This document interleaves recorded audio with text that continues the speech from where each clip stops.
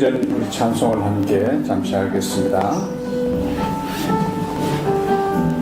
나는 예배자입니다.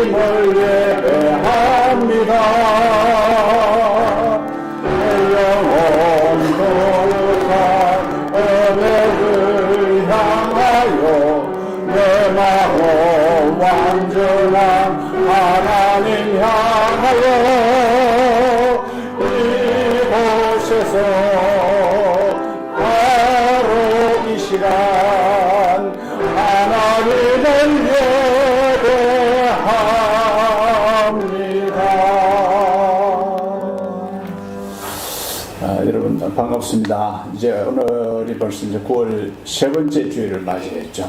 볼륨을 조금 더 올려주시겠어요? 다음 주가 이제 네 번째 주간이 되고 10월이 되겠습니다. 우리가 계속 기도하고 있는 대로 10월이 되면 잘 될 것으로 그렇게 믿습니다. 이제 우리 마음을 모아서 함께 예배 드릴 텐데요. 이제 오늘부터는 실시간 중계로 오늘 오지 못하시는 분들을 위해서 이제 중계를 시작을 합니다.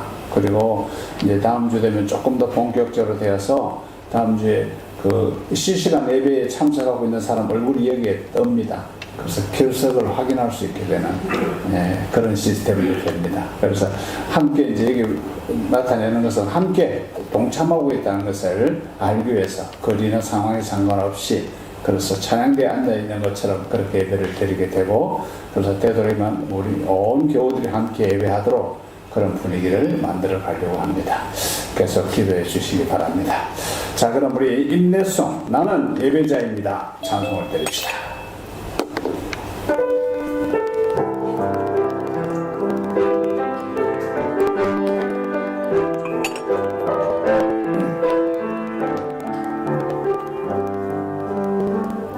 나는 하나님을 예배하노 예배자입니다.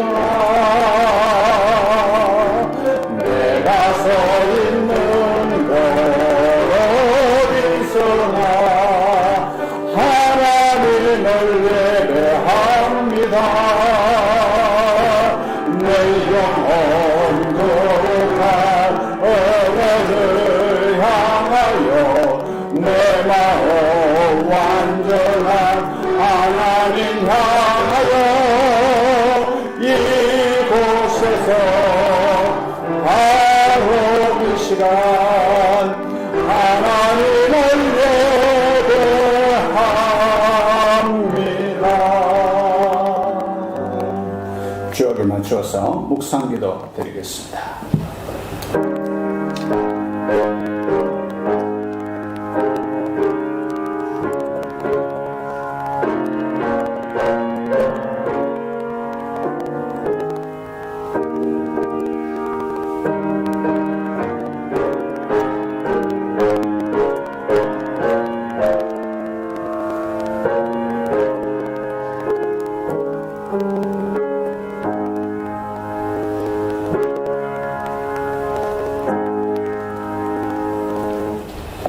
새 노래로 여호와께 노래하라. 온 땅이여 여호와께 노래할지어다. 여호와께 노래하여 그의 이름을 송축하며 그의 구원을 날마다 전파할지어다. 그의 영광을 백성들 가운데에 그의 기이한 행적을 만민 가운데에 선포할지어다. 하나님은 영이시니 예배하는 자가 영과 진리로 예배할지니라. 아멘. 우리 하나님 아버지, 하나님의 놀랍고 크신 은혜를 진심으로 감사를 드립니다. 하나님께서 저희들의 날들을 헤아려 주시고 날마다 순간마다 은혜를 베풀어 주신 것을 감사를 드립니다. 무엇보다 오늘 저희들이 하나님의 전을 찾게 하시고 온 마음과 정성을 다하여 경배할 수 있도록 인도해 주셔서 감사를 드립니다. 이 시간과 공간을 뛰어넘어서 어떤 형편이 있든지 주를 사모하는 사랑하는 주의 모든 백성들, 우리 교회의 모든 권속들에게 복의 복을 더하여 주시옵소서. 오늘 이 예배를 우리 하나님 받으시옵소서. 예수님 이름으로 기원하옵나이다. 아멘. 찬송을 드리겠습니다. 68장 찬송입니다.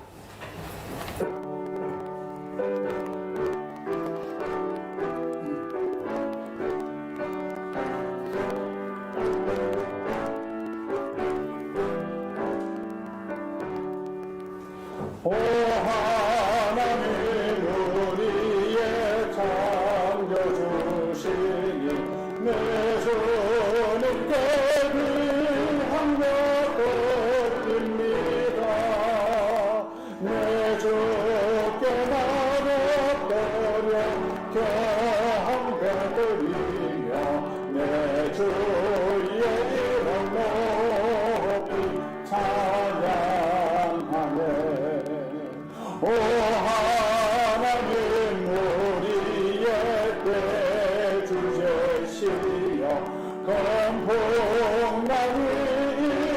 이때가 오셨네. 주변에서 우리를 구하셨으니 내 주의 이름 높이 찬양하네.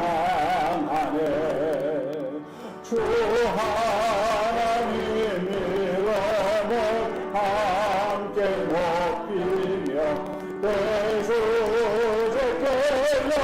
영광을 돌리오리. 그 능력이 우리를 지켜주시니 주 하나님을 높이 찬양하네.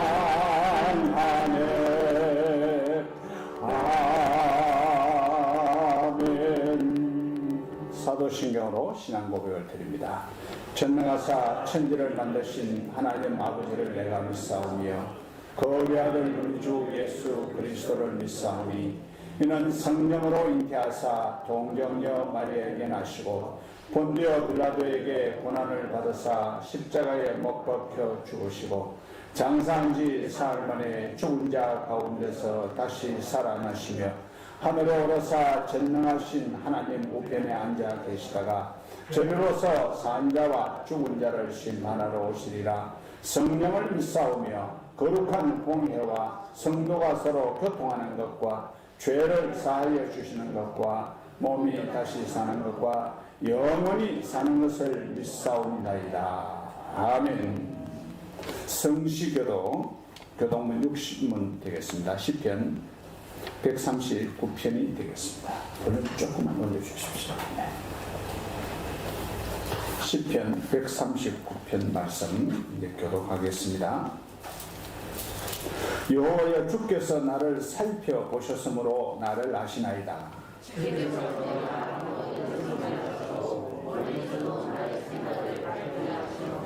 나의 모든 길과 내가 눕는 것을 살펴보셨으므로 나의 모든 행위를 익히 아시오니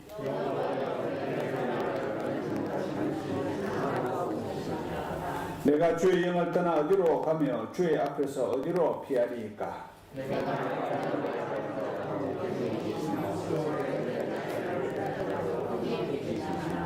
내가 새벽 날개를 치며 바다 끝에 가서 거주할지라도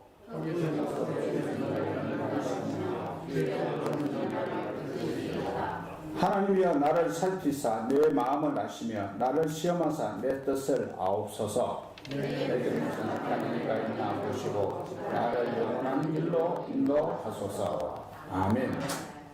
함께 찬송을 드리겠습니다. 215장입니다. 찬송 후에 김규환 장로님께서 기도 인도해 주시겠습니다.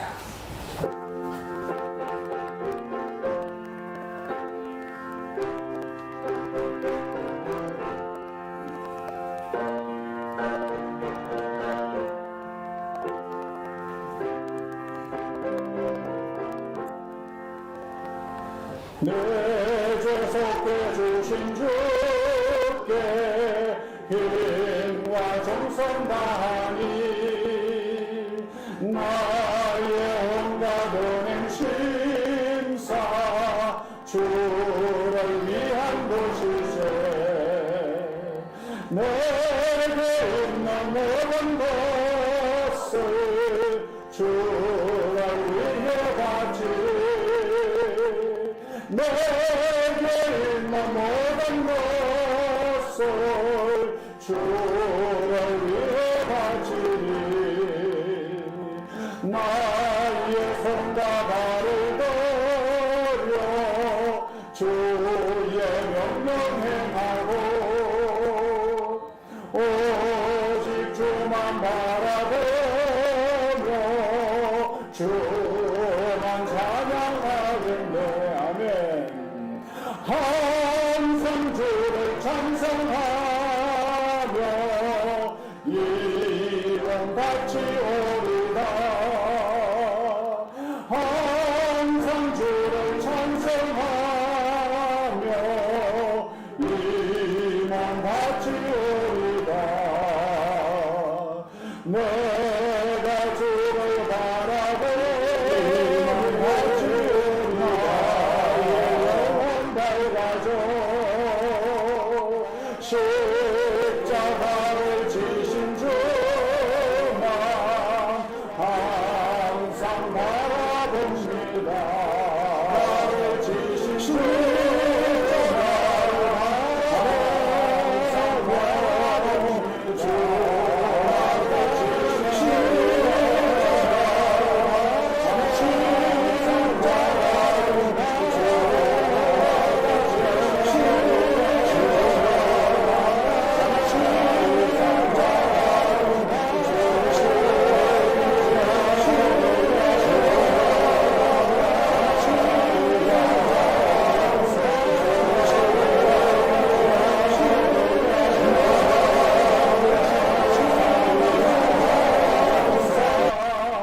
편히 쉬게 하시네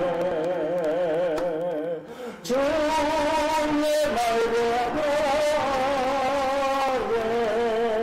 영원한 시도겠네 주의 날개 아래 영원한 시도겠네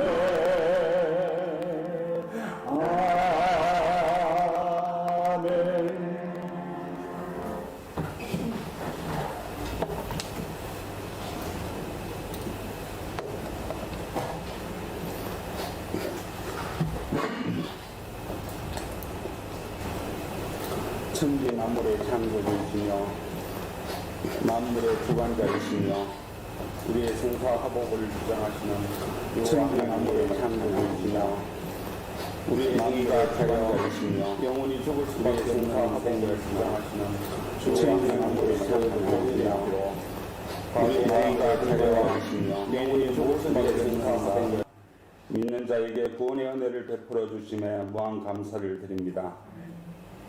믿음의 백성들이 세상에 있는 동안에 세상에 빼앗긴 마음을 불쌍히 여겨 주옵시며 영육이 연약하여 늘 넘어지고 쓰러지며 아버지 하나님의 마음을 아프게 한 죄악된 많은 일들을 긍휼히 주님께서 용서하여 주옵시기를 간절히 바라옵니다. 이 세대가 악하고 세상의 온역의 시험으로 암흑한 이 시기에 아버지 하나님의 큰 은혜와 사랑을 구하옵니다. 힘들고 어려운 일들이 하나둘이 아닌데 이 시대에 더욱 믿음으로 살아야 할지나 그 또한 어렵다 여겨지는 때가 너무나 많습니다. 믿음의 자녀들에게 내주하시는 성령 하나님, 우리를 진리의 능력으로 세상을 넉넉히 이기도록 강한 믿음으로 인도하여 주옵소서.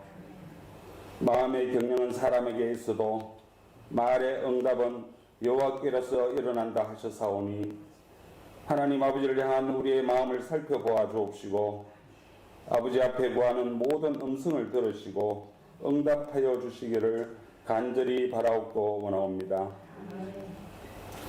여호와 하나님, 우리의 주님, 코로나 시대에 하나님의 뜻하심이 무엇인지 기도하며 찾게 하옵시고, 이 시대를 향하여 우리의 믿음의 백성들이 무엇을 하여야 하는지 깨달아 알게 하옵시고, 우리에게 맡기신 소명을 잘 이루어 나가도록 새 힘과 능력을 주옵소서.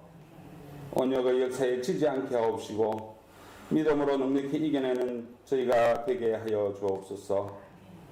사랑의 주님, 일찍 동경 밑보리 땅에 하나님의 진리의 전을 세우시며 하나님의 나라가 이루어지는 것과 하나님의 성전이 넓혀지기를 계획하셨음에 대해 우리가 스스로 돌아보아 모자란 것을 찾고 다시 한번 하나님의 나라를 위하여 매진하는 주의 백성들이 되게 하시고, 아름다운 동경희망 그리스도 교회가 되게 하여 주옵소서. 믿음의 종을 단위에 세우심을 감사드립니다. 생명의 말씀, 진리의 말씀이 이 시간 선포될 때 성도들의 마음밭이 옥토가 되어지고 그 말씀이 잘 자라나서 믿음이 날로 성장케 하여 주옵시고, 주의 이름을 높이 찬양하며 승리의 삶을 살아갈 수 있도록 은혜 내려 주옵소서. 사랑의 아버지 하나님, 길고 끝이 보이지 않는 코로나 재앙으로 마음은 지치고 육신은 병들고 주님 의지하는 믿음도 모든 것이 어렵고 어려워서 나약해져가는 백성들을 붙잡아 주시고 믿음으로 승리할 수 있는 동경희망 그리스도 교회 성도들이 될 수 있도록 인도하여 주시며 주님의 큰 사랑으로 품어주실 것을 믿사오며 모든 말씀 우리 주 예수 그리스도의 이름으로 기도드립니다. 아멘.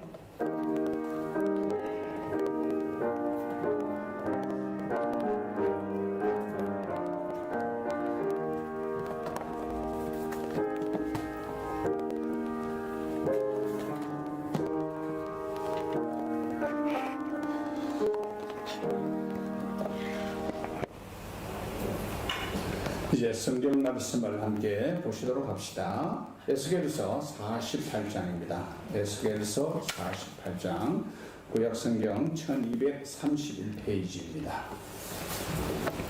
여러분께서 예배드리러 오시면은 기도로 준비하시고, 그리고 그 다음 하시면 오늘 성경 본문을 딱 찾아서 한번 읽는 겁니다.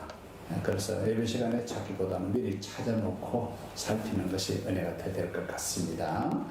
자, 그러면 30절부터 36절까지 교독하겠습니다. 제가 먼저 읽습니다. 그 성전의 출입구는 이러하니라. 북쪽의 너비가 4,500척이라.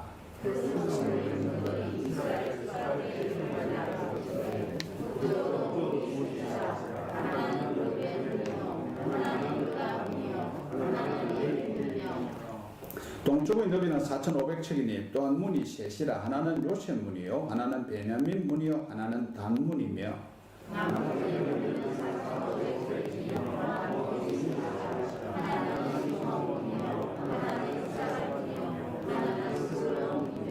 서쪽도 4,500척이니 또한 문이 셋이라. 하나는 갓 문이요, 하나는 아셀 문이요, 하나는 납달리 문이며 사방의 합계는 18,000척이라. 그날로는 그 성읍의 이름을 여호와 삼마라 하리라. 아멘. 오늘도 하나님께서 성령을 통하여 주시는 말씀이 우리 모두에게 큰 은혜와 역사가 되시기를 축복합니다. 제가 설교를 준비하고 또 여러분과 함께 말씀을 통해서 저도 은혜를 받고 여러분도 은혜를 받으시도록 하는 여러 부분에 있어서 한 가지 이런 설명을 좀 드리고 싶습니다. 사실 여러분, 설교가, 성경이 우리에게 설교로 오기 전까지는 제일 처음에 성경을 해석하고 그것을 해석한 것을 풀어내는 것이 있습니다. 그것을 강해라고 합니다. 그 풀어낸 것을 가지고 설교로 우리에게 들려질 수 있도록 그렇게 현장감 있게 다듬으면 적용을 포함한 것이 설교가 됩니다. 그리고 나서 그 설교 속에는 적용이 따라가고 그 적용을 또 우리에게 말씀해 주시는 것입니다. 그런데 여기에 설교의 뿌리가 어디에 있는가? 그것은 설교를 해석하고 강해하는 데 있습니다. 성경을 해석하고 강해한 그것이 설교 속에서 너무 빈약해지면 결국 우리가 예배를 드리면서 듣게 되는 설교가 아니고 세상 철학이 될 수밖에 없어요. 그냥 육신적이고 인간적이고 마음적으로 그렇게 사람의 이성에 들려주는 지식에 불과한 것입니다. 그래서 세상 철학을 논하는 것은 설교가 아닌 것입니다.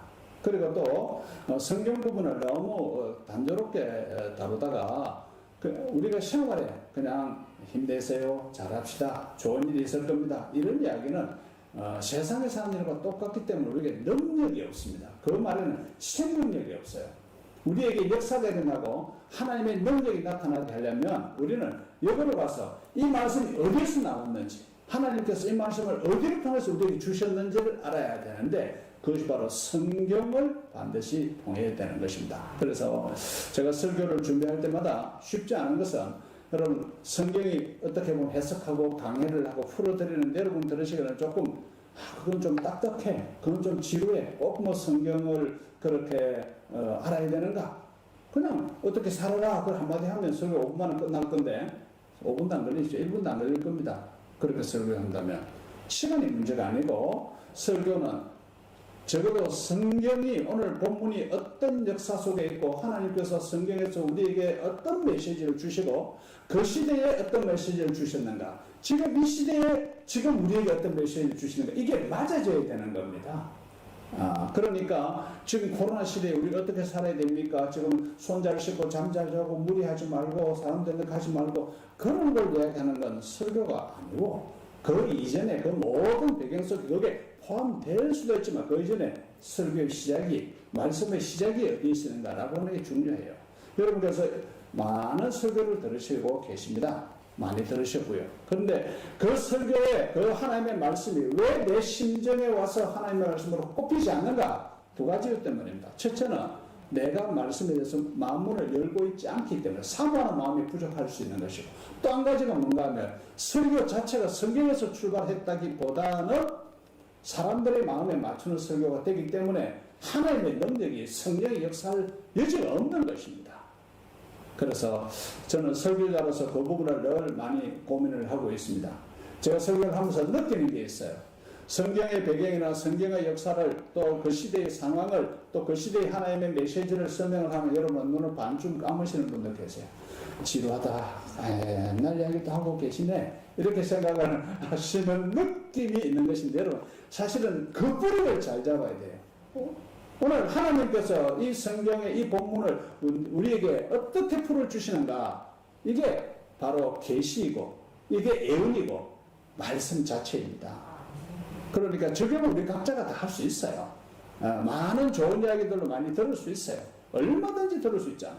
그럼 먼저 성경을 깊이 알고 성경에서 나오는 말씀들을 귀담아 듣는 것이 더 우선이에요, 사실은. 그래서 딱딱하다 생각하지 마시고, 특히 요즘 우리 구약의 예언서들을 여러분께서 늘 읽고 계시죠? 그렇죠? 그런데 좀 힘들죠, 그죠? 그 말이 같고 그 말이 그 말 같습니다. 네. 제가 새해마다 그 본문에 따라서 말씀을 이렇게 정비하고 요약해서 말씀을 전하고 있지만, 여러분, 저도 1년 동안에 성경 전체를 다 설교한다는 데 대해서 참 정말 감사하게 생각을 합니다. 사실 여러분 자신께서도 이렇게 하나님의 말씀 속으로 우리가 들어가서 말씀에 몸과 마음을 탁 담궈놓고 거기서 눈을 감고 말씀을 음미하는 이런 느낌을 갖는 것 얼마나 귀하고 좋은 일입니까? 지난주에 우리 맹 목사님께서 많이 강조해 주셨는데 말씀과 같이 가야 한다, 이것입니다. 그래서 여러분, 특히 여러분께서 앞으로도 계속 설교를 들으실 때마다 성경을 풀어서 여러분들에게 말씀해 드리는 것이 설교자의 목적이에요. 엠마오로 가던 두 제자 사이에 예수님께서 같이 가시면서 그들이 예수님을 알아보지 못했지만 나중에 예수님이 그들과 대화하고 나서 떠나시고 나니까 그들이 했던 말이 있습니다. 그분이 하나님의 말씀 성경을 풀어 주실 때에 우리 마음이 뜨겁지 아니하더냐. 여러분, 성경을 풀어가면 거기서부터 우리 마음에 요동이 생기는 것입니다. 막 움직이는 것입니다. 그런데 세상 철학을 이야기하면 우리 마음이 안 움직여요. 영이 움직일 리가 없지. 뭐 머릿속으로는 뭐 일리가 있다, 그 괜찮은 이야기다 생각할지 몰랐지만 하나님의 능력은 우리에게 나타나지 않고 나도 자신을 갖지 못하게 될 수 있어요. 그래서 여러분, 설교를 들었을 때 성경을 이렇게 깊이 말씀을 드리거나 필요한 부분들을 말씀드릴 때 여러분, 그거 딱딱하고 재미없어요, 다 지나간 이야기인데 그렇게 생각하시면 안 되고, 여러분 성경을 풀어가는 그 즐거움을 여러분도 같이 느꼈으면 좋겠습니다. 네, 아멘입니까? 네. 솔직히 말씀드려서 그렇게 설교 준비하는 건 굉장히 시간과 힘이 많이 드는 건 사실이에요. 그러나 그게 생명이 있기 때문에. 오늘 이야기는요, 오늘 이 말씀 배경 자체가 오래된 이야기죠. 사실 예수님 오시기 약 한 560년 정도쯤 전의 이야기니까 굉장히 오래 전의 이야기입니다. 한국의 역사를 생각해 보면, 여러분, 예수님 오실 그때가, 예수님이 이 땅에 오신 2000년 전이 됐죠. 대략 그때가 삼국시대가 시작될 때입니다. 신라, 백제, 고구려 이게 시작될 때예요. 그때가 2000년 전에가. 지금 이때는 그보다 한 500년 좀 더 이상 앞에이기 때문에 여러분 뭐 국사를 공부하셔서 아시겠지만 고조선 시대는 옛날 시대로 쭉 그냥 지내오다가 한국의 그 철기 문화가 시작되기 바로 얼마 전에 바로 마한, 진한, 변한이란 부족이 있었습니다. 예. 잘 모르시겠습니까? 아시죠? 그래서 삼국시대의 뿌리가 되는 작은 부족들이 생기기 시작할 그때 벌써 이 이스라엘이나 바벨론이나 애굽은 문명화된 세계였습니다. 놀랍죠? 예. 그래서 한국은 조용히 부족을 이루고 있는 원주민 시대에 이 본문의 배경은 전 세계를 호령하는 최고 문명의 시대, 문화의 시대, 그런 왕국을 이루고 있던 거대한 때였다는 것이 우리에게 기억이 되면 좋겠어요. 오늘 이 본문은 에스겔서의 제일 마지막 부분이에요. 사실은 40장부터 48장 전체까지가 결론인데 오늘 제가 그 제일 마지막 부분의 내용을 가지고 여호와 삼마라 하리라 하는 이 말씀을 가지고 설교 제목을 삼았는데, 여호와 삼마 운동이죠. 여호와 삼마라고 하는 것은 하나님께서 거기에 계시더라 그런 뜻이었고요. 이 여호와 삼마라고 하는 말 자체가, 제가 말 좀 빨리 통역하는 분이 장로님 고생하시니까 조금 천천히. 하나님께서 이스라엘이 다 무너지고 파괴된 이후에 다시 나라를 재건하시도록 하셨죠. 그래서 재건하시는 그 재건의 마지막 단계가 성을 만드는 겁니다. 성을 만들기 전에 하나님께서는 예루살렘의 에스겔을 통한 성전을 만들도록 설교를 주셨죠. 그래서 성전을 만들고 성을 만든 다음에 이 예루살렘 성이라고 하는 것은, 예루살렘이라는 그 말 자체가 하나님의 도성, 하나님의 성이라는 뜻입니다. 하나님이 계신 곳이라는 뜻인데 이것을 더 많이 강조를 해서 이번에는 예루살렘 이름을 바꾸어서 여호와 삼마 성이다 이렇게 지으라고 하나님께서 명령하셨네요. 그런데 더 재밌는 것은 그 성 주변에 사각으로 되어 있습니다. 예루살렘 성 자체가 완전한 사각은 아니라도 그래서 또 동서남북이 있는데 그 동서남북에 각각 문을 세 개씩 내라는 것입니다. 이게 지금 50년, 60년 후에 일어날 일입니다. 그리고 그대로 이루어졌는데, 성을 만든 다음에 그 성문 하나하나에 이스라엘 12지파 이름 하나하나를 다 명시를 시키신 겁니다. 그리고 나서 예루살렘이 새로운 나라, 새로운 시대를 열어가도록 하나님께서 약속하셨고 그 약속은 이루어졌습니다. 여러분, 사실은 폐허가 된 이스라엘입니다. 그것은 그냥 땅만 폐허가 된 게 아니라 사람들 자체가 무너져버린 거죠. 여러분께서 잘 짚어보셔서 아시겠지만 이스라엘이 하나님의 나라를 말하는데, 그것은 지금 우리가 똑같은 관점에서 내용으로 하나님을 믿는 신앙의 삼위일체가 뭐냐? 딱 그렇게 물으면 세 개를 이야기할 수 있어야 됩니다. 신앙의 삼위일체. 그것은 첫째는 하나님 제일주의입니다. 하나님 제일주의입니다. 하나님 중심입니다. 두 번째는 토라, 율법 중심입니다. 성경 중심입니다. 세 번째는 바로 성전 중심입니다. 교회 중심입니다. 우리는 요즘 그걸 두고 하나님 중심, 말씀 중심, 교회 중심 그렇게 말하는 거예요. 거기 딱 이스라엘 백성들이 모든 역사의 한가운데 이 세 가지가 되어 있고 성경 전체가 이 내용을 그대로 중심으로 가고 있고 또 우리가 살아가는 모든 신앙생활은 모든 교리든지 무엇이든지 이 세 가지를 벗어나서는 답이 없습니다. 이 속에 다 들어있습니다. 하나님, 성경, 교회입니다. 그런데 이스라엘은 이 세 가지에 대해서 하나님께로부터 말씀을 받고 훈련을 받고 또 수많은 경험을 하고 하나님의 기억을 맛봤지만은 그러나 첫째 하나님과의 관계가 어그러지고 말았습니다. 왜요? 어떻게 했습니까? 하나님 앞에 예배를 제대로 안 드린 거예요. 이게 가장 큰 문제입니다. 안식일을 주일을 지키지 않은 거예요. 그러니까 그들이 무엇을 한들 하나님께서 복을 주시지 않습니다. 그들이 뭐 어떤 이야기를 해도 하나님 앞에서 그 관계가 회복이 안 되니까 하나님께서 기도를 들어주실 리도 없고 그 자손을 잘되게 하실 리도 없고 사업을 잘되게 하실 리도 없고 심지어는 나라가 망해버리는 겁니다. 나라가 망해버리는 거예요. 그런데 무엇이 남아돌겠으며 전쟁 속에서 남자들은 이스라엘 사람들이 남자들은 장정에 나가서 전쟁에 다 죽었습니다.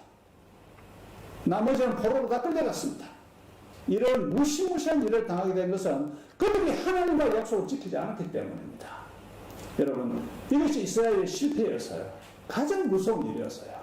여러분, 이 부분을 우리는 잘 생각해 봐야 됩니다. 두 번째가 그들이 하나님으로부터 성경을 받았잖아요. 율법을 받았어요. 그런데 이 성경을 따라서 살아가는 것이 아니고 자기의 인생 철학을 따라 살아가고 우상을 따라 살아가고 세상 사람들의 그런 조류에 따라 흘러갔단 말이에요. 그러니까 그들이 왕은 왕답지 못하고 포악하고 백성들을 괴롭히고 예배도 제대로 안 드리고 신앙생활도 제대로 안 하고 성경은 저리 가버렸고 왕부터 그래서 하나님께서 왕을 세우셨는데 그러니까 백성들의 관리들은 전부 다 백성들을 못살게 굴고 백성들에게 말할 수 없는 세금을 끄집어내고 백성들이 죽을 지경이 되고 결국 백성들도 4분 5일이 되고 서로 헐뜯고 다투고 나라는 엉망진창이 돼버렸네. 결국 나라도 그렇게 되어 있으니까 적들이 쳐들어올 때 어떻게 감당을 하겠습니까? 나라가 다 무너져 버렸는데 이번에 아프가니스탄 보셨잖아요. 내부적으로 부패했기 때문에 몇 분의 1밖에 안 되는 적을 못 막는 거예요. 그것이 말씀을 떠난 탓이다 하는 것을 생각해 두어야 합니다.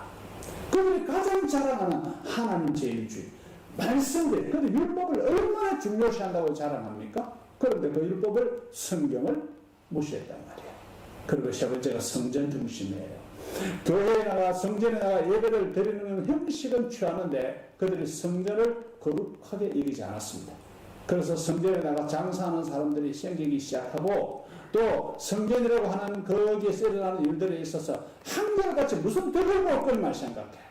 내가 성전을 통해서 하나님 나라 섬기고 우리 교회가 하나님 나라의 일들을 많이 할 수 있도록 위해서 복음을 전하고 선교를 하고 가난한 사람을 돌보고 하나님 영광 받으시도록 하기 위해서 교회를 어떻게 잘 섬겨갈 거냐 이 생각은 그들에게 없고 교회 가서 어떤 덕을 볼 거냐 어떤 자기 위세를 보이고 자기 체면을 보일 거냐 이렇게 하니까 종교 지도자들부터 제사장부터 그 나라의 모든 지도자들이 다 타락해버린 겁니다. 선지자들도 아무리 외쳐봐야 선지자들을 욕하고 감옥에 집어넣고 죽이려고 하는 것밖에 안 하니까 답이 안 나와요. 그 결과가 지금 에스겔서에 나타나 있는데 에스겔이 있는 그곳이 지금의 바벨론 그 당시 거기에서 그들이 포로로 잡혀갔어요.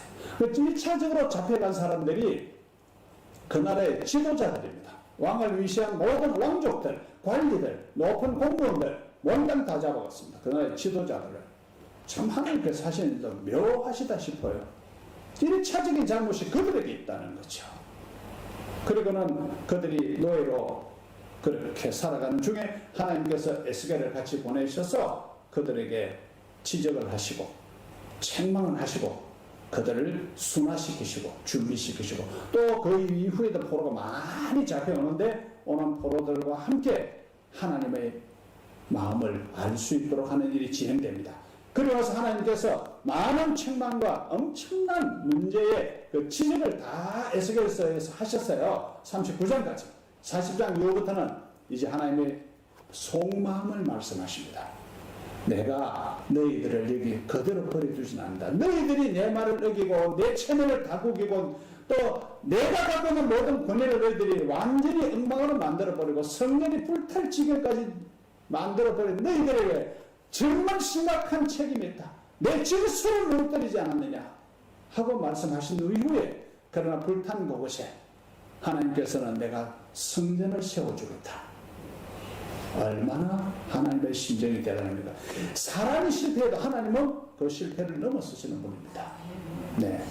그러니까 하나님께서 그 약속을 에스겔서 40장부터 보면 우리 흔히 말하는 에스겔 성전이라고 하는 것이 그려집니다. 환상이 그려지는데 정말 대단한 청사전입니다. 그리고 그 성전을 중심으로 자기의 삶들을 다시 회복하라고 말씀하시는 거예요. 관리는 관리답게, 백성은 백성답게, 아버지는 아버지답게, 자식은 자식답게, 가진 자는 가지답게, 약한 사람은 약한 사람의 위치에서 각각의 자기의 삶들을 하나님의 말씀 중심으로, 예배 중심으로 하도록 권고하고 계시는 겁니다. 하나님께서 책망으로 끝내시는 것이 아니고 실패를 그들이 자초했지만 그들이 고통을 당하지만 하나님께서는 그들을 다시 세워서 그 나라를 강성하게 만드셔서 하나님께서 복된 나라, 세상의 복이 되는 그런 나라로 만드시겠다는 거지요. 그래서 그 마지막 부분이 오늘 이 성을 말하는 것입니다. 여러분 고대 사회는 국가가 많이 존재하지만 각 국가마다 중요한 것, 그 나라의 중요한 성들이 중요해요. 수도 예루살렘 성이 그 나라의 상징이며 그 나라의 심장이며 그 나라의 모든 것을 이끌어가는 곳입니다. 그래서 이곳에서 하나님께서 주신 약속이 내가 여호와 성나라 하겠다라는 말씀을 정한 것은 내가 예루살렘 속에 함께 있겠단 말이죠. 왜? 그동안에 문제가 생길 때 하나님께서 예루살렘을 떠나셨습니다. 이유는 뭘까요? 하나님께 예배한다고 온 자들이 앉아서 예배를 드리거나 뭐 절하고 뭐 하는 거 보면 하나님께서 받으실 수가 없어. 그 예배를, 그 속마음이, 그 살아온 것이 지금 예배드린 자세가 하나님께 외모를 가져왔다는 게 뭐 버리지 못해서 그냥 집에 남아 도는 거 끌고 와서 내놓는 것처럼 하나님께서 도저히 그 예배를 받으실 수가 없었더라. 하나님께서 말씀을 비추어 보면 도대체 하나님 말씀을 어디로 가버렸고 전부 자기들 살아가는 그 형식대로 인간적이고 우상적인 삶을 살고 있는 것이 하나님께서 예루살렘에 계실 수가 없어, 성전에 계실 수가 없어서 떠나셨다 했습니다. 그러니까 무너진 거죠. 그러나 이제는 정반대로 하나님께서 거기에 같이 계시겠다. 얼마나 감격적인 약속입니까? 그리고 이것은 그대로 시행되었습니다. 여러분, 우리는 지금 맞이하는 이 시대가 사실은 온 세상에 동시에 전쟁을 한번 치르는 것 같지 않습니까? 네. 생각해보면 시간이 좀 지나면 나중에 아이들에게 그런 날이 있었단다 이야기할 날이 있을 것 같긴 한데 그럴 때에 그러다 한번 이런 질문을 던져봅니다. 아, 그렇습니까? 할아버지 그때 할아버지는 뭐 했는데요? 기도 어떻게 했는데요? 예배는 어떻게 드렸는데요? 그때 전쟁 나고 힘든데 성경 읽으셨어요? 뭐 했어요? 라고 물으면 야, 말도 안 해. 마스크 끼고 집에 꼭 처박혀 있었어. 그렇게 말씀하시는 것만은 아니지 않습니까? 그렇죠? 뭔가가 우리가 하나님 앞에서 육신적으로 우리가 원하는 대로 다 움직이지 못해도 가슴은 불타야 되고 하나님의 약속이 우리에게 있다는 것을 알고 야, 그래도 내가 마음대로 움직이지 못해서 기도했는데 그 기도도 이루어졌다. 좀 이렇게 말할 수 있는 그런 우리의 모습으로 지금 나가야 되지 않을까. 뭐 후대에게 할 말이 있기 위해서가 아니라 하나님께서 우리에게 걸고 계시는 기대는 우리가 움츠리거나 약한 것이 아니라 우리는 다시 어깨를 펴고 자신있게 나가도록 하나님께서 권하시는 것이 하나님의 본심이라는 말씀입니다. 그러니 이 약속이 얼마나 중요하고 또 얼마나 우리에게 기쁨을 주는 것인가 생각하면 생각할수록 이 에스겔서라는 성경이 놀랍고 하나님의 그 본심이 너무너무 우리에게 놀라울 것입니다. 그러니 여러분 우리가 지금 막 몰아붙이는 뭐 태풍이나 바람이나 뭐 그런 것 때문에 아니고 정신을 바짝 좀 차려보고 좀 깊이 생각해보고 그리고 여러분 아시다시피 난리가 한번 나고 나면요 우리가 건강하다, 가졌다, 뭐 권력이 있다, 뭐 나는 괜찮다, 나는 오래 살 것이다, 나는 아주 젊다, 이런 모든 것이 사실 의미가 없어요. 순식간에 무슨 일이 일어날지 아무도 모르는 거예요. 사실은 그렇잖아요. 그러니까 이런 관점에서 생각할 때 지금 내가 주어진 상황에서 어떻게 하면 더 잘할 수 있을까? 하나님께서 다시 나와 함께 하시겠다고, 하나님께서 다시 우리와 함께 하시겠다고 하셨으니까, 이 말씀이 오늘 주시는 말씀이니까 어떻게 하면 좋을까? 좀 밝고 희망찬 생각을 해보아야 된다는 것입니다. 이제 이 말씀을 토대로 해서 오늘 여호와 삼만 운동은 어떤 운동인지를 간략하게 정리를 해보겠습니다. 첫 번째는 자기 자신을 가다듬는 운동입니다. 가다듬는 운동입니다. 우리 일본어 표현에서는 이 가다듬는 말을 어떻게 설명할지 궁금해요, 사실은. 그런데 이 한국에서는 이 가다듬는 말은 정말 좋은 말이거든요. 여러분 맞죠? 이것은 가지를 친다는 뜻도 있고, 다시 잘 다듬어서 새 것처럼 만든다는 뜻도 있고, 그리고 사용할 수 있도록 준비가 되게 만든다는 뜻도 있고, 정말 좋은 단어라고 생각을 합니다. 제가 생각해도 단어 잘 선택한 것 같아요. 네. 여러분, 우리의 지난날, 우리의 현실, 지금 내 모습을 봐도 여기저기가 상처를 입거나, 뭐 가시가 있거나, 마음속에 여러 가지 맺힌 게 있거나, 이런 게 복잡할 수 있습니다. 당연히 복잡해야죠. 그럴 수밖에 없잖아요. 우리가 아무리 초연하고 싶어도 정말 마음에 안 지워지는 건 안 지워집니다. 희한한 것은 내가 누구한테 상처 준 거는 까맣게 잊어버리는데 상처받은 사람은 절대로 안 잊어버리거든. 여러분, 돈 빌려준 사람은 잊어버립니까? 돈 꼰 사람은 잊어버립니까? 빌려준 사람은 안 잊어버려. 꼰 사람은 잊어버려. 그렇죠? 그런 말이 있더군요. 하나님 앞에 우리가 생각할 때 우리는 이럴 때 생각을 해봐야 됩니다. 나를 좀 가다듬어야 됩니다. 여러분, 좀 우리의 삶을 좀 단순화시키세요, 여러분. 물론 우리에게 주어진 일이 많을 수도 있지만 아무것도 안 하는 사람이 사실 더 바쁜 사람일 수도 있어요. 그러나 우리에게 주어진 시간과 여건은 누구나 똑같습니다. 똑같기 때문에 우리는 시간도 한번 정리를 해보고, 생활의 방법도 정리를 해보고, 내가 가진 것도 정리를 해보고, 좀 단순하고 하나님 앞에 나아가는데 걸치는 것이 없도록, 방해되는 것이 없도록 그렇게 준비하는 것이 필요합니다. 여러분, 그러니까 하나님께서 성전도 만들어 주시고 성도 만들어 주시고 나라도 다시 만들어 주시면서 이스라엘 백성들에게 주시는 말씀은 그냥 이 상태대로 그냥 가서는 될 게 아니고, 거기 새 나라에 살기 위해서는 새 나라에 살 수 있는 준비를 지금부터 해라. 비록 포로 생활이고 고단하고 노예로 끌려서 정말 아침부터 저녁까지 고생하지만 거기에 매이지 말고 새 나라에 가서 어떻게 할 것이다. 우리 자식들의 가게를 어떻게 하게 가르쳐야 될 것이다. 이것을 끊임없이 준비하도록 가다듬으라라고 말씀하셨습니다. 여러분, 제가 사실 며칠 전에 어제 집사람이 제가 그동안에 사실 일본에서 한 번도 안 해줬는데 제발 칼 좀 갈아달라고 그러더라고요. 네. 그래서 집에 칼이 여러 개 당연히 있지 않겠습니까? 그래서 제가 그 다이아몬드로 된 칼갈이가 있어요. 그 무딘 칼을 좀 손질하고 그 다음에 숫돌에다가 이렇게 시야기를 하는 그런데 그 옛날에 뭐 촌에 자랐으니까 그런 걸 잘하잖아요. 그래서 칼을 새파랗게 달아줬습니다. 6개, 7개를. 제가 들으니까, 물을 들으니까 칼이 딱 잘라지면서 도마에 탁탁 부딪히는 소리가 전에하고 완전히 다른 거 있죠. 네. 기분이 얼마나 좋습니까? 그죠? 네. 여러분, 우리 숫들의 마음을 갈아봅시다. 네. 나의 모든 부분을 잘라내고 정리해서 잘 갈아서 하나님 서시기에 좋도록, 사람들이 나를 만나면 기분 좋아지더라. 나를 만난 사람들은 다 당신 복 받았다. 지금 내 만난 게 진짜. 이렇게 말할 수 있도록. 우리의 기도가 하나님 앞에 바로 그냥 직통으로 올라갈 수 있도록. 우리를 좀 가다듬으면 어떻겠습니까? 사람들이 나를 보고 당신 예수 믿는데 그게 뭐냐? 그런 말을 이제 안 듣더라. 그쵸? 당신 진짜 예수 믿는 사람 같네? 이런 말 좀 듣도록. 사실 그렇게 살기 위해서 힘들기도 하고 손해보는 게 있을 수도 있어요. 오해를 받을 수도 있어요. 여러분, 그건 하나님께서 몇 배나 갚아주십니다. 그걸 믿는 게 믿음이잖아요.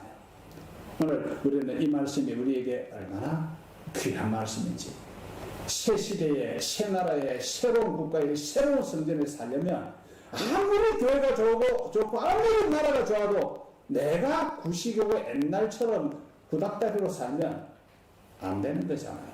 뭐 내가 도움이 되는 게 아니라 내가 거기가 집밖에 안 되는 거예요. 가서 계속 고집 부리고 옛날처럼 자기 하고 싶은 대로 하려고 그러고 불룩불룩거리고 이렇게 해서는 안 되고, 잘 가려진 칼날처럼, 여러분 칼날이 잘 가려지면 말 잘 듣는 마누라 같다, 여로사들 그렇게 말한다고. 네. 그러니까 우리 하나님 앞에 잘 준비가 될 수 있도록 나를 잘 가다듬어서 지금부터 더 아름다운 성도가 될 수 있기를 주의 이름으로 축복합니다. 네. 또 한 가지 우리가 생각해 봅시다. 두 번째는 교회를 새롭게 하는 운동입니다. 성전을 짓게 되잖아요. 그런데 그 성전을 그냥 지어서 그 아름다운 성전에 들어가는데 우리가 그냥 우리 마음속에 준비 안 된 마음으로 들었으면 안 되지 않습니까? 그러니까 새로운 시작이 준비가 되어졌으니까 내일 모레 갈 건 아니에요.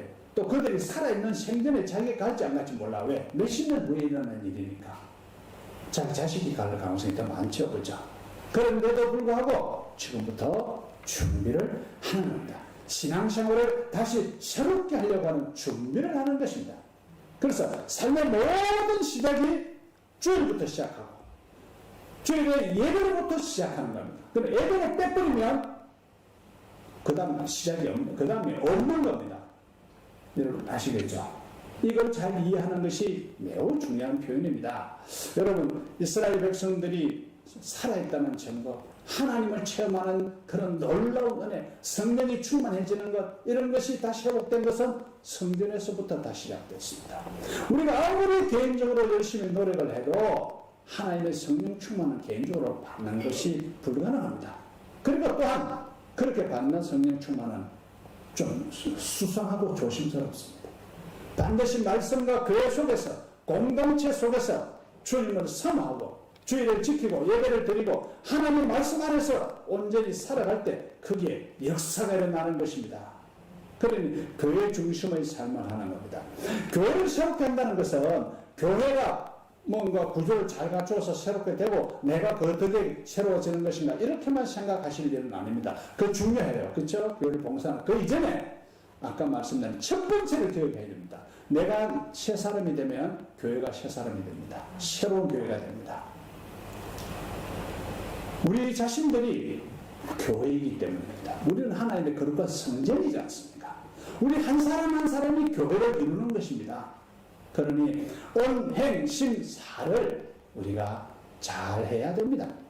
그래서 이스라엘 백성들에게 아무리 좋은 교회가 주어져도 그들이 회개하고 돌이키고 말씀에 의해서 살려고 다짐을 하고 조심하고 또 잘못하면 또 돌이키고 또 스스로의 책임을 인정을 하고 이렇게 해가는 모습들이 있어야 하나님 주시는 복이 자기에게 임할 것 아닙니까? 그리고 교회도 온전해질 것 아닙니까?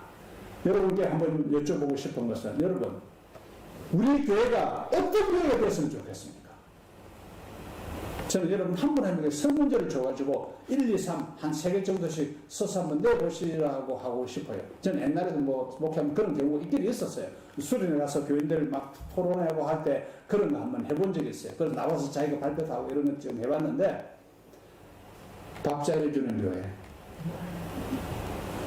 예배 시간에 자도 안 할도 안 하는 교회, 네.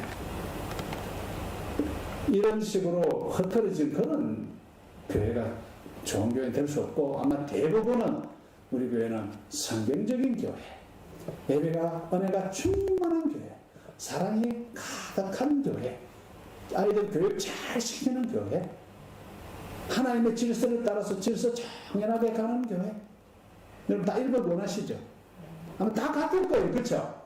그럼 그렇게 되려면 내가 잘해야 돼. 또 여러분도 목사님 잘해야 되는가 보다 또 이렇게 생각하시는 거예요. 여러분 자신이 믿음의 그릇이 되어야 되고 여러분 자신이 거기에 헌신이 되어야 되고 그렇습니다. 사실 우리 교회 같은 교회는 특별히 하나님 앞에 복을 많이 받은 교회예요. 제가 다른 교회들 이번에 교회들 돌아보지만 정말 우리 교회는 감사할 게 너무 많은 교회입니다. 안 좋은 것만 생각할 게 아니라 안 좋은 게 없는 교회가 어디 있어요. 그러나 다른 교회에 비해서 우리는 감사할 게 너무 많아. 그리고 특히 우리 교회는 한 분 한 분이 인재입니다. 다른 교회는 여러분 가시면 그 교회에 몇 안 되는 한두 사람이 들어갈 정도로 여러분 각자가 다 소양이나 재능이나 사회적으로나 또 학문적으로나 준비된 분이 너무 많으세요. 특별히 영적으로 깊은 신앙을 가진 분들이 우리 교회에 있습니다. 여러분 교회의 뿌리 같은 분들이 계시거든요. 그런데 이 성도님 한 분 한 분이 제 기량을 발휘할 수 있어야 됩니다. 그렇게 하기 위해서는 우리가 말씀을 중심으로 하지만 내년에는 기도 제목이 그겁니다. 우리 성도님 한 분 한 분이 크든지 작든지 적재적소에 한 가지씩 정도 한 사람 여러 가지 맡아서 될 일이 아니고 또 할 수 없는 일을 할 수 있는 것도 아니고 내가 한 가지씩 작은 것 하나라도 맡아서 그 일은 내가 1년 내내 봉사를 하겠다. 이런 그림을 그리고 있습니다. 기도하고 있습니다. 그래서 우리는 교회 서너 사람이라고 다른 사람은 다 거기에 얹혀 있으면 교회가 앞으로 가지를 못해요.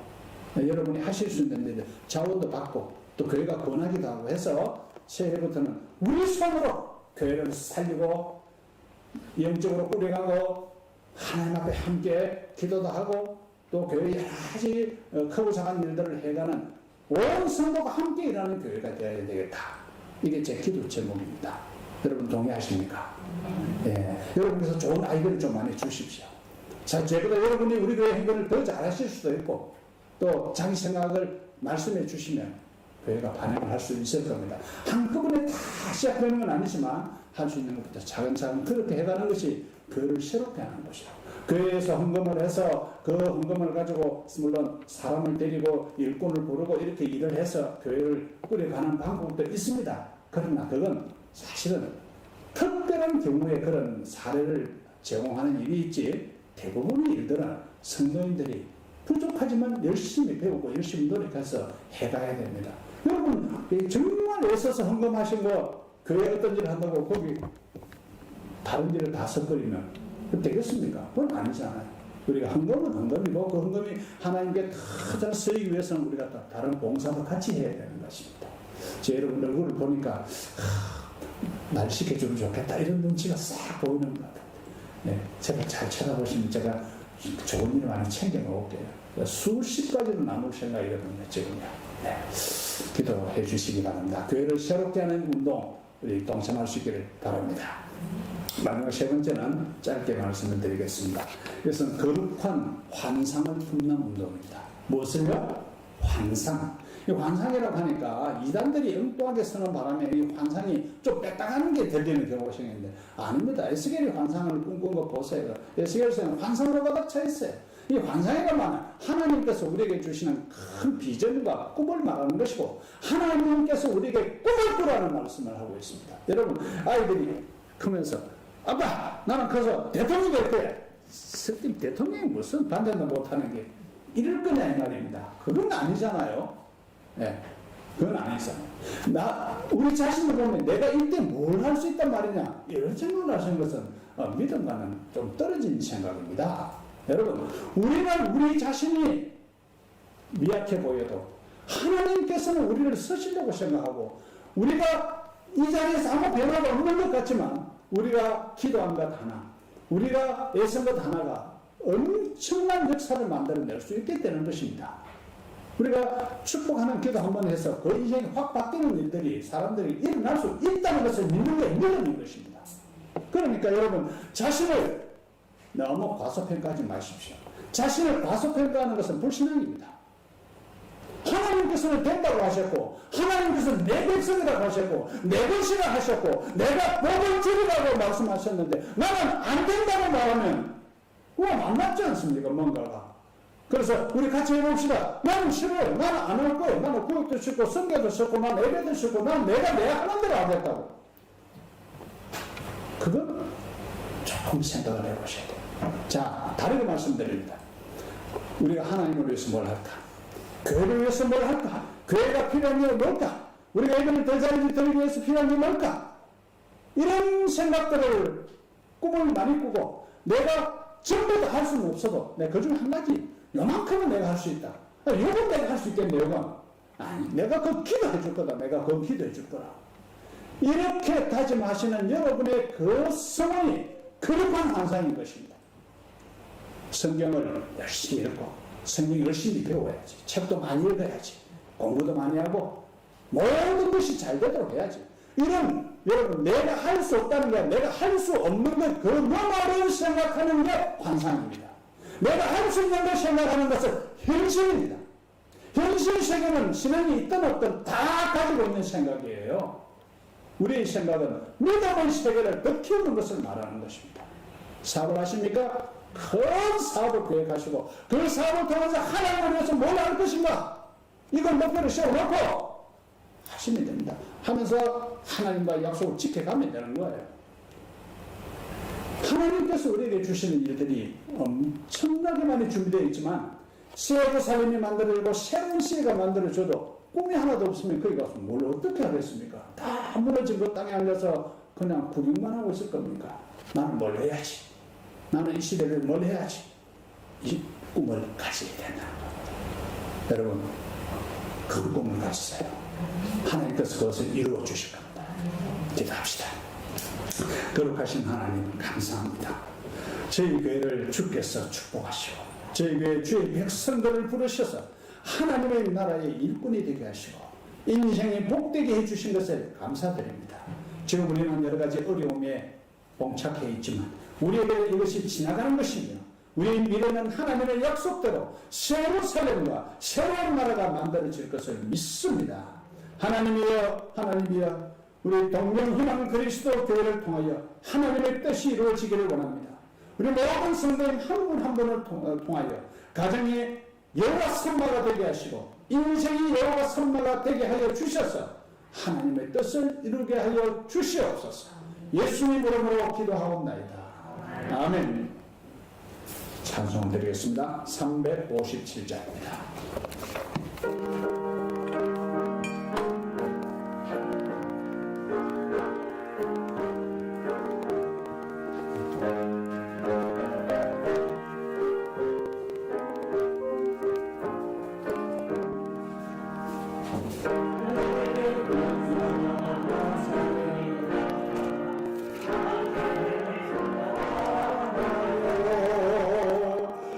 세상 모든 영혼을 다 저성하세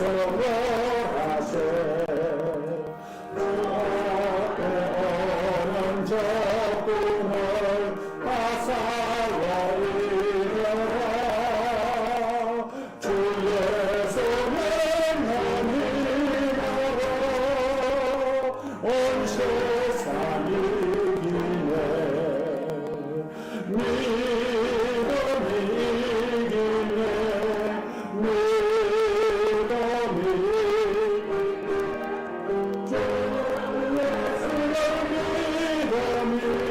온 세상이 오늘도 마귀 대륙로 건드려 가지니 진리로 길을 띄워서 너희로 버리세 장미꽃 의지하면서 겁없이 나갈 때 주 예수는 넌 힘으로 온 세상 이기네 아멘 너는 이기네 너는 이기네 주 예수는 믿음이 온 세상 이기네 끝까지 이긴 자에게 힘을 소리 띠고 또 영생 복을 주시니 참 기쁜 일일세 이 어두운 세상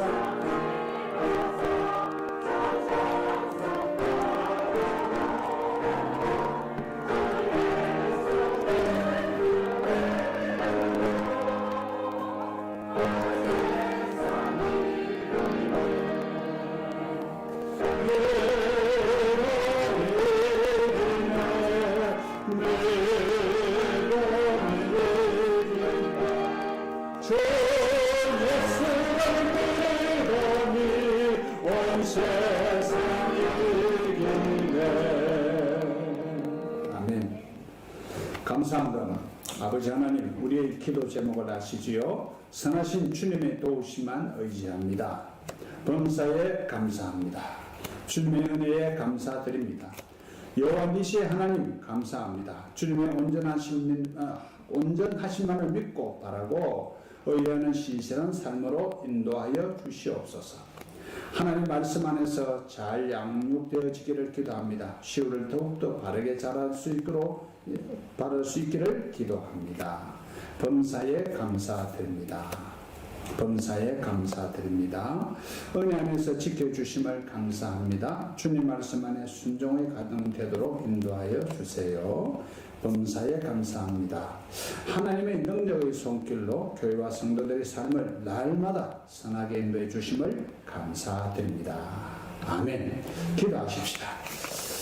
우리 생명의 주이신 여호와여, 오늘도 저희들에게 주의 전으로 나오면서 정성으로 예물을 드리게 해주셔서 감사를 드립니다. 하나님, 어렵고 어려운 여러 가지 여건이 있지만 하나님께서 저희들을 축복하시고 또한 저희들에게 시험적으로 잘되게 해주셨고 또한 저희들에게 어렵지만 희망을 갖게 해주시는 아버지께 감사를 드립니다. 우리가 어렵거나 또 넉넉하거나 바쁘거나 여유가 있거나 항상 하나님의 은혜 속에 살도록 복을 내려 주시옵소서. 10의 1조를 드리는 성도들의 그 모든 시험에 복을 주시옵소서. 하나님 아버지, 필요한 것이 공급되게 하여 주시고 하나님의 사용하고도 남음이 있도록 여유가 생기도록 하나님께서 더하여 주시기를 간구합니다.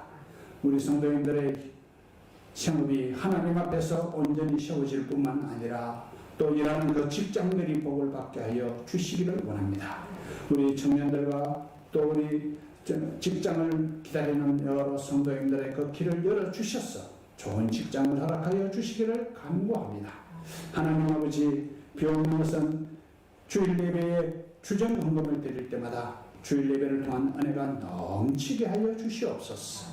아버지, 감사의 제목들을 따라서 하나님께서 도와주시며 감사는 감사를 낳는다고 하셨사오니 더 큰 감사가 생겨날 수 있도록 복을 주시옵소서.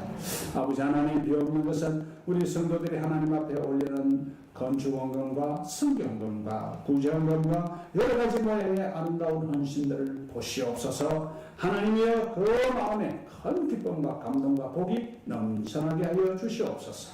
아버지 하나님, 우리 성도인들의 가정마다 함께하여 주시고 하나님의 자녀들의 그 장래를 형통하게 하시고 자녀들의 그 꾸려나가는 가정들마다 날마다 새롭게 하여 주옵소서.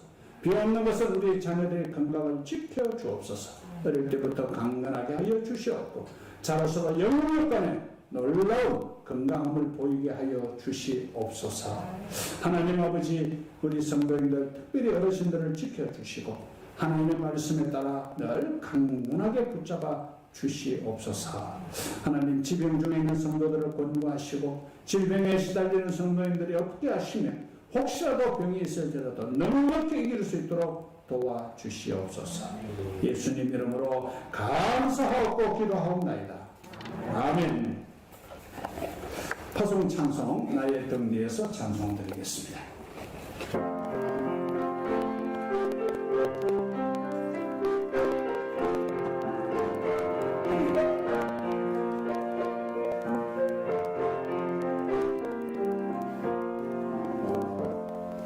나의 등 뒤에서 나를 도우시는 주,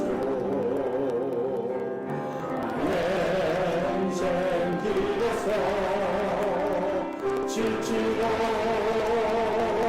떠나려 매일처럼 주저앉고 싶을 때 나를 믿어주시네. 일어나 걸어와 주가 소리를 주니 일어나 내